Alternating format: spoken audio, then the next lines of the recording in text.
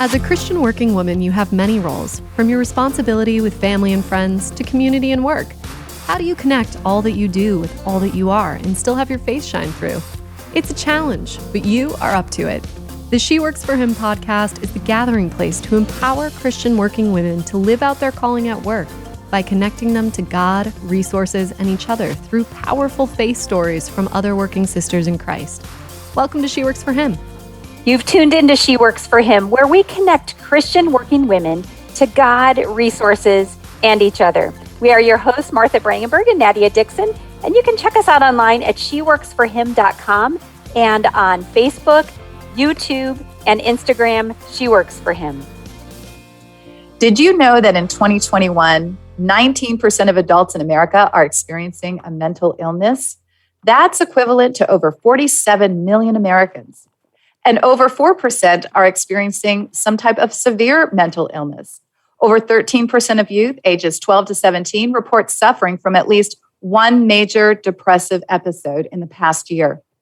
Childhood depression is more likely to persist into adulthood if gone untreated. And the number of youth experiencing a major depressive episode increased by 206,000 from last year's data set.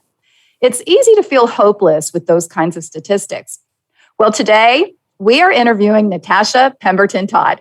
Natasha thrives on inspiring people to unleash leadership and managerial ability in all areas of life. And she possesses over 20 years of experience as a public speaker, facilitator, and administrator, particularly in the volunteer-driven nonprofit sector. She creatively empowers others to transform their outlook on every situation and to recognize the impact of thoughts on feelings and behavior. As Natasha helps people identify and live their life purpose, their capacity increases to grow healthier in relationship with themselves and with others. She's been a mental health therapist for over 20 years, a North Carolina licensed clinical mental health counselor, supervisor, holding both an undergraduate and graduate degree from Andrews University in behavioral sciences and community counseling. Natasha is also a training and performance improvement specialist with extensive experience in group facilitation, individual coaching with women and children's issues, and holds a master's degree in education specializing in training and performance improvement. She's also a graduate of the master's program for women. And she does all of this while caring for her daughter and working alongside the love of her life, Carlos, her husband. Natasha, welcome to She Works for Him. Thank you so much. Thank you so much. It's such a pleasure for us to have this time with you this morning. And we're going to talk about how you connect your faith to your work, what that looks like. But first, tell us how you became a Jesus follower. Well, I struggle to remember a time when I wasn't a Jesus follower. I was raised in and around church all my life. Grew up watching my grandmother and my mother in particular, and other family members practice disciplines of faith, and not just practice the disciplines of faith, but also like really applying it to like real life situations. I've watched miracles happen in numerous ways, and just all the prayer and seeking God. And so, having gone through my own crises in life as well, I grew my relationship with God from a teenager with just getting into those disciplines and learning to hear God for myself. That was the greatest thing ever, because it really helped me through a lot of things as I look back. Yes, that's fantastic. And what an incredible legacy. How do you find yourself living out your faith at work, especially in respect to professional ethics standards in your profession in the mental health counseling space? Well, I actually find a really good blend. It is true that with the ethics of counseling do clearly discourage any direct or indirect imposition of faith. But my grad school for counseling was actually a Christian-based school. And so we had a saying of that said, don't impose your faith, but you can expose your faith. And so there is acknowledgement within the community of having, people who have a higher power or believe in God generally do better in their outcomes anyway. And so with that, we know that it actually works. In my practice, in private practice, that we do advertise that I am a Christian counselor, and we have a lot of people who come specifically for that. They're looking for a professional, but somebody who also connects with their beliefs. And we're able to toggle. I still go with, how much people want to put in there, how much they want to incorporate God. If you give me a wide room, I can go with that. And if not, we just keep it light. But, in my personal time, I found that what's even sometimes even more effective is in making sure my personal prayer life and my personal walk with God is all the way straight. And so in my prayer time, I pray for clients, I pray for situations, I pray for wisdom as to how to work with clients. I make sure I'm skilled in what I do, and I know both the word as well as what we do in our profession. And it's amazing. I often say I'm just here as a facilitator, because Holy Spirit oftentimes will come in, and sometimes he's downloading like analogies and things like that I just feel like, okay, I need to write that down after I say it. Yeah. because he brings the two worlds together in a very interesting way, without, even with staying within the bounds that we have already, And so that's how I bring my faith to work oftentimes. I was thinking about your profession and the fact that you do have, very, rigid guidelines, that because you're agreeing to that as part of your occupation. But yet what you just said is powerful for everyone that's listening, that if it's active and real in our own personal life, Jesus Absolutely. Is just exposed. Like Exactly. We don't need to impose that on anybody. Exactly. He's just exposed. So, wow. We could be done right now, but we're not, because there's so much more we want to hear from you, Natasha. But can you just tell us, as you're working with Christian working women, and as you are a Christian working woman, and as a practitioner in mental health, what do you have what's been the most challenging in your field? I've got a couple of really most challenging things instead of just one. Okay. The one most challenging thing for me as a helping professional is that there's so much hurt in the world. And there's so many hurting people. And in fact, there's so many people, even some people who don't know that they're hurting when they are. But yet not enough of us to tangibly meet the need. And that can get overwhelming and sometimes discouraging at times. The second one is that's equally challenging to me is when having to encounter distrust and disdain from Christian leaders. When distrust of counseling and psychology from Christian leaders, to the extent where people in their congregations are afraid to get help when they desperately need it, and it becomes a real struggle, not only in terms of their ability to lean into care, but also they have crises of faith, because they wonder if they're not having enough faith if they seek help. And we have to walk through that line. It's really disheartening at times, because there's so much that could be done if people are open to doing that. Oh, so when we come back, I want to hit real quick just on the other side of that. So those are some of the challenges. Give us a little bit of hope in your industry, and then we'll go back. But thank you so much. Natasha Pemberton-Todd is here as our guest today with myself, Martha Brangenberg, and Nadia Dixon. We'll be right back with more from She Works for Him. Did you know that God has a calling on your life? It's true. He's called you to bring Jesus to the world. For some, that may look like a pulpit or a foreign mission field, but for most of us, it looks like a construction site, a cubicle, a hospital, or a classroom. Wherever it is that you work, live, volunteer, and invest, that is your mission field. To learn more about integrating your faith into your work and retirement, check out our books, I Work for Him, She Works for Him, and I Retire for Him, by going to iworkforhim.com/bookstore. Welcome back to She Works for Him. I am your host, Martha Brangenberg, with Nadia Dixon, and we're joined today with Natasha Pemberton-Todd. And we're having this discussion about really her as a practitioner in mental health and the challenges that she has in her career with seeing that there's just so much need for help, and people that have been really maybe hurt or burdened in some way to think that they shouldn't seek the help that they need. Natasha, flip that around. What do you see as hope in your industry, and so that we can know that we know that great things can come out of getting proper help. But share that with us right now. The hope for me is that God is faithful to his promises, right? He's faithful to his word that says that if we commit our path to him, that he will direct and keep it, and that whatever we commit to him, he will keep. So I see hope, almost like in the starfish story. I won't recount the whole story here. It's something you can Google, but I do see hope in focusing on the one, and the one that's right in front of me, because I believe that I usually pray that the seeds planted will grow much more fruit, and fruit that remains to change generations.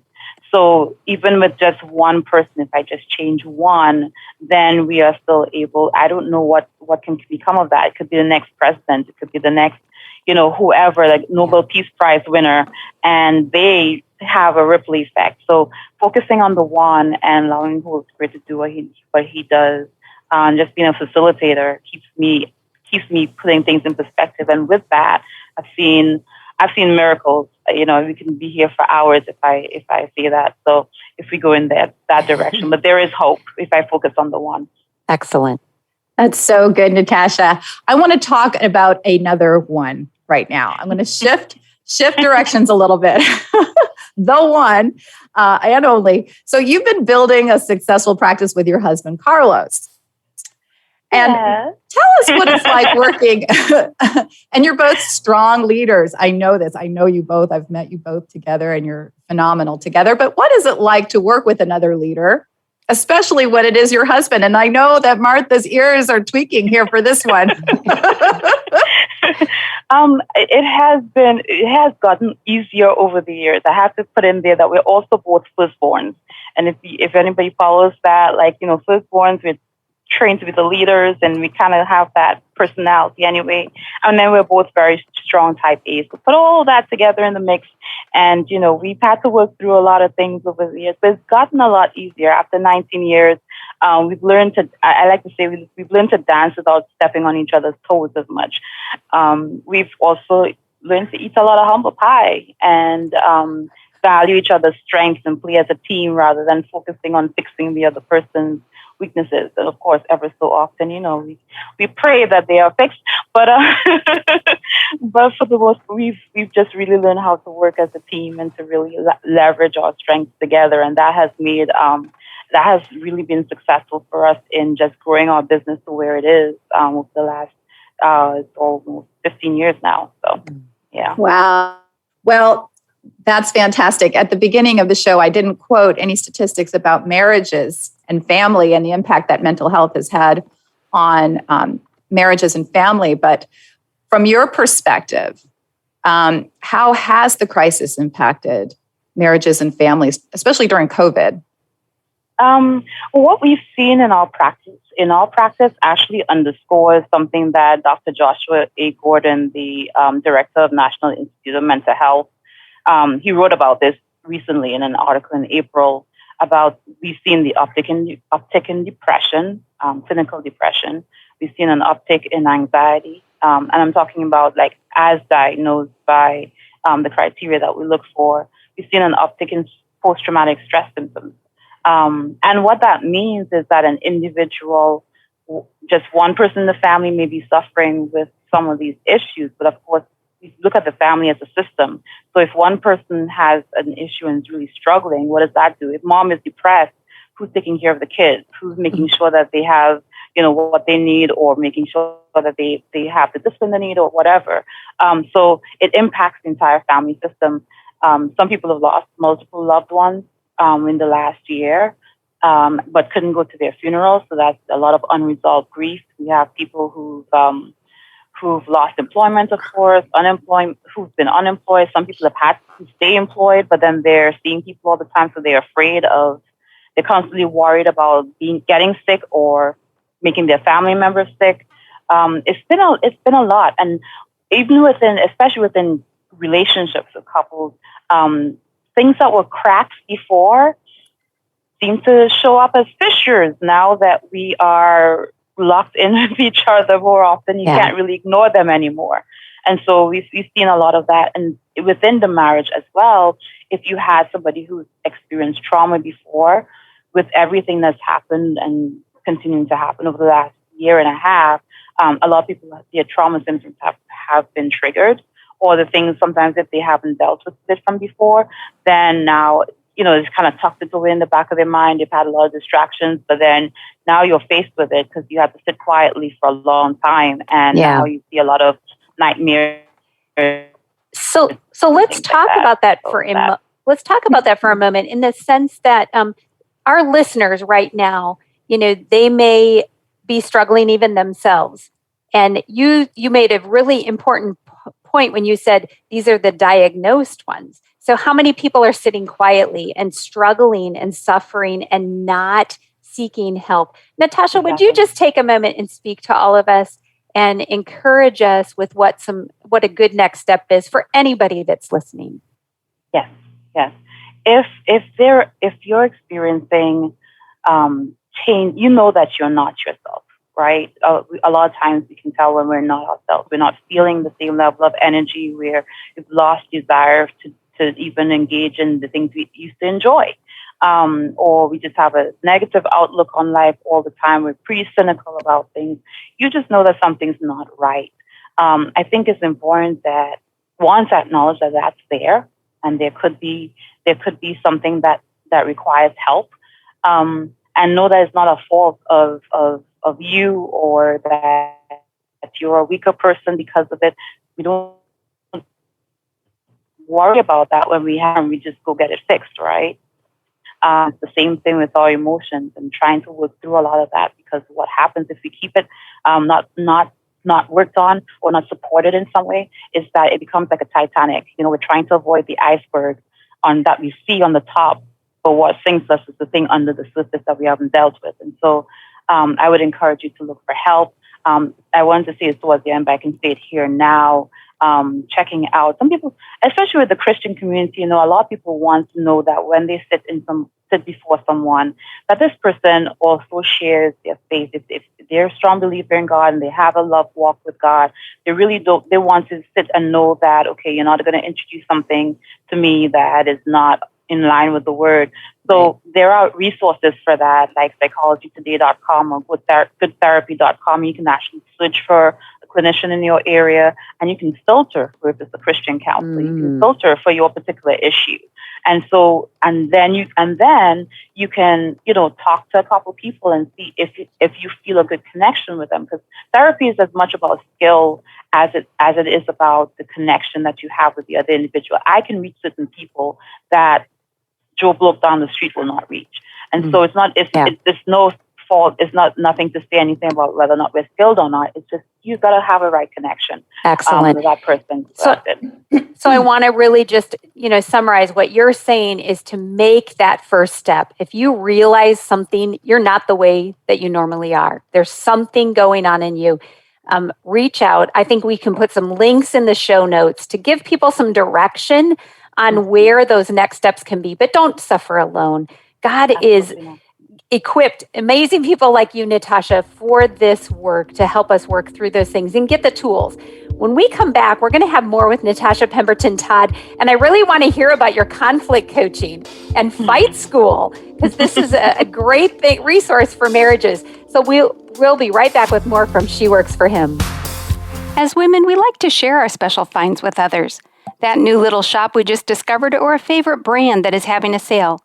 Well, I have a special find for you. The Awaken Podcast Network is a collection of podcasts gathered onto a digital platform with you in mind. No more searching and wondering if the content is relevant. The work has already been done. Awaken Podcast Network even has smaller collections of podcasts focused on specific topics, including a collection called She Works for Him, dedicated to content for Christian working women. So go ahead, unlock God's purpose for your work, and check out awakenpodcastnetwork.com. Welcome back to She Works for Him. Nadia Dixon and myself, Martha Brangenberger, here with Natasha Pemberton-Todd. And Natasha, you and your husband you help marriages through your conflict coaching. And apparently you have something called a fight school. Tell us about this resource and the importance it is for marriages to be a little bit proactive in learning some things to deal with life and conflict. So what's that all about? Well, conflict coaching and consulting is our private practice, the brand private practice arm, and so that's where we actually do our counseling, where we do some coaching strategies. The couples come in. My husband is the one that specializes in working with couples. I tend to work with girls, young girls, teenage girls, women, and young children, from as young as preschool all the way up through elementary school, and then. Between the two of us, we're touching the entire family, which is really cool. Yeah. But we also have Couples Fight School. And Couples Fight School is our outreach arm, and that's where we go into churches, we've gone into other organizations, and we actually do outreach exercises. We do workshops, we do weekend retreats, we do whatever you ask, whatever whatever an organization needs to work with. Therefore, sometimes we're working with just couples, sometimes it's singles and couples together, and we have breakout sessions and things like that. And we have been able to, it's great because you don't have to wait for a crisis in your marriage in order to make sure that your foundation is healthy. And a lot of times when we do our sessions, because we don't take the typical approach, people go like, wait a minute, I didn't realize that was a problem. I didn't realize this was whatever. I thought my upbringing was just perfect until you maybe realize, wait a minute, I've got trauma in my background. But it does let you know that, wait a minute, I can deal with these things before it becomes a major issue, you know? And for those who are also reluctant to go into counseling and that kind of thing, allows us to come to them. And they can see that, wait a minute, they're not scary people, make you lay on the couch and put you in a straitjacket anyway. And then you go from there. So, yeah, those are our two main ones. Yeah. Well, and as you said, a lot of this can be hidden and concealed, and we don't realize it. And a lot of it then manifests out in the workplace. Whatever's happening at home comes out in the workplace when they're in a different environment. So what would you like us to know about that? How can we be better equipped when some of these things actually start manifesting in the workplace? One of the biggest takeaways for that is really for us to become educated and not be afraid of learning more about mental health issues, and to also realize that mental health issues require more than just prayer and Bible study. As great as those things are, just as we take care of our physical and our other aspects of life, we need to take care of our mental health. So getting educated is, I think, the top thing, and knowing that we have resources, which I mentioned earlier. You know, so good, because a lot of times in the workplace, we need to be aware of who is around us, build relationships so that when you see them coming in and their demeanor has changed, something is not the way it was before, you know, you can ask that question, but how can we do that if we don't know them? So I just want to encourage all of the listeners, all of us listening and living out our faith every day in our workplace. Build those relationships with people around you so that when they are struggling, number one, they know you're a friend. They know you're not just a get her done at work kind of person, but that you can be there for them and then help them get to that next step and encourage them in that way. So Natasha Pemberton-Todd, thank you so much for sharing, encouraging us, challenging us, and making us aware of what's going on there. Thank you, Martha and Nadia. It was great to be here. You bet. You've been listening to She Works for Him with your hosts, Nadia Dixon and Martha Brangenberg. We're Christian working women, connecting you to other Christian working women so the world will know she works for Him. As Christian women, we have many roles, from daughter, sister, friend, wife, and mother to analyst, accountant, executive, or educator. Is it possible to balance our roles at work and home in a way that honors God? The answer is yes, and our new book, She Works for Him, will help show you how. Written to celebrate, encourage, and equip women in the workforce, She Works for Him discusses the diverse experiences of today's Christian working woman. Pick up a copy by going to iworkforhim.com/bookstore. You've been listening to the She Works for Him podcast with your hosts, Catherine Gates, Nadia Dixon, and Martha Brangenberg. Please like us on Facebook and subscribe on YouTube under She Works for Him. And to access any of the resources we mentioned on today's show, see the show notes at sheworksforhim.com. That's sheworks4him.com. This podcast was created to empower you to live out your calling at work so the world knows she works for Him.